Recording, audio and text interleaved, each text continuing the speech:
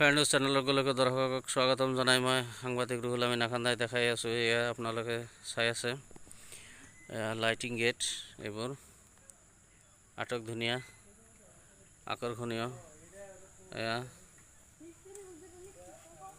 যিকোনো দুৰ্গা পূজা বা ৰাস পূজাৰ বাবে আপোনালোকে যোগাযোগ কৰিব পাৰে। গৰৈমাৰী ৰাজীৱ ভৱনৰ পশ্চিমত আপোনালোকে যোগাযোগ কৰিব পাৰে। এয়া মালিক হৈছে আমিৰ ভাই। আপোনালোকে যোগাযোগ কৰিব পাৰে।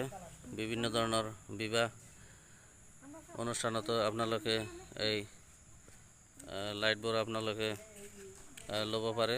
যিকোনো আৰু ধৰণৰ পেণ্ডেলৰ কাম, ডিজে চিজে চব ধৰণৰ আপোনালোকে ধুনীয়াকৈ আপোনালোকে হেৰি কৰিব পাৰে।